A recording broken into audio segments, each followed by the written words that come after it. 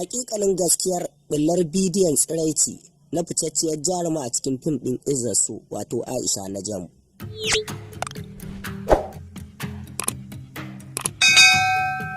Jama'a assalamu alaikum, barkanmu da wannan lokaci, sannunmu da jimirin sake saduwa da ku a cikin wani sabon shiri mai suna labaran Kannywood.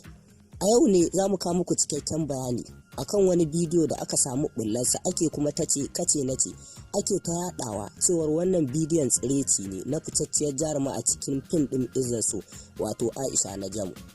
A cikin bidiyon da za mu nuna muku ko kuma a cikin bayanan da za mu kawo muku, za mu muku bayani ne tare da ƙaryata waɗanda suke kawowa wannan bidiyo suke kuma cewa bidiyo ne na tsirecin wannan jaruma. Hakikanin gaskiyar wannan al'amari shine wannan jaruma ba ta yi wani bidiyon tsireci ko wani bidiyo na Allah wadai ba. Mutane ne masu YouTube channel suke ɗaukowa hoton wasu kafirai wanda suka fitar da tsirecinsu, sannan su yanki kan wannan jaruma su ɗora tare da yi musu ƙage da shari domin su samu abin da suke bukata.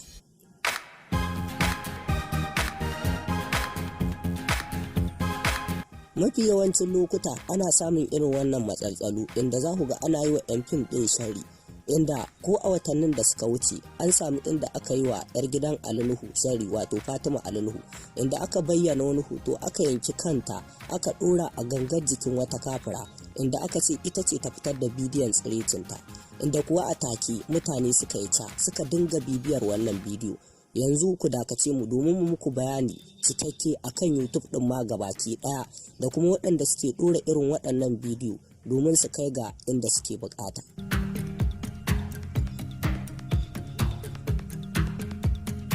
Da farko dai manhajar YouTube ba a yi ta domin ɗora hotuna ko kuma bidiyo na tsireci ba. Idan ma kuwa har ka ci karo da wannan bidiyo ko hoto, to kuwa YouTube ba su ankara da shi ba, suna kuma bibiyar dukkanin masu ɗora bidiyon iskanci ko kuma hotuna da suka nuna tsireci tare da cire su daga hafukansu. YouTube dai an kirkire su ne a shekara ta 2004 da ta gabata, sannan an kirkire ne da niyyar ɗora waƙoƙi da fina-finai da dukkanin abubuwan da za su ɗebe wa mutane kewa, ba domin ɗora abubuwan iskanci ko batsa ba. Saboda haka a hakikanin gaskiya cikakken bayanin da zamu muku shine YouTube har yau har gobe dukkanin kokarin su bai wuce ganin sun kawar irin waɗannan mutane ba masu ɗora hotunan tsireci tare da ɗora bidiyon banza. Suna bi suna ciccirewa domin gyara wannan manhaja tasu a duniya. Mafi yawancin mutane yanzu sun daina bibiyar labaran da ake yadawa a Facebook saboda sun gane cewa labaran ƙarya ne. Hakan ya bawa masu yada bidiyon batsaci baya.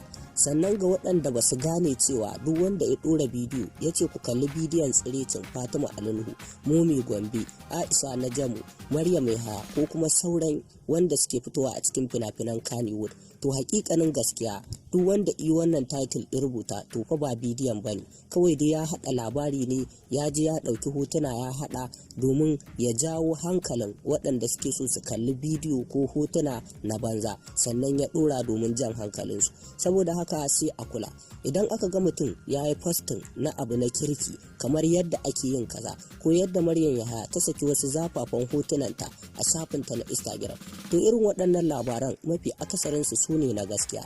Amma duk wanda ya maka title yace kalli bidiyon batsa na wanci, to wannan bidiyo ƙarya ne, babu shi a ciki, kawai ya tsara ne domin ya samu abin da yake bukata. Saboda haka mabiya shafuka daga kan Instagram, Twitter, Facebook, WhatsApp da ma sauran manhajoji da ake chatting da su a duniya sai ku kula domin kiyayewa wajen bata datar ku.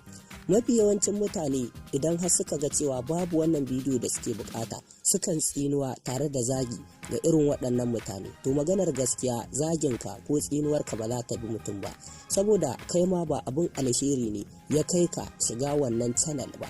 Ka shiga ne domin ka ga bidiyon tsireci ko kuma bidiyon banza na wanci. Saboda haka sai a kula. Idan wannan shine farkon shigowarka cikin wannan tamu, da fatan zaka danna mana alamar subscribe. Bayan ka danna subscribe sai ka kuma danna alamar kararrawa domin yin hakan zai sa a rika sanar da kai da zarar mun ɗora sabon bidiyo da sabon labarai da suka danganci masana'antar Kannywood da dumudumin su.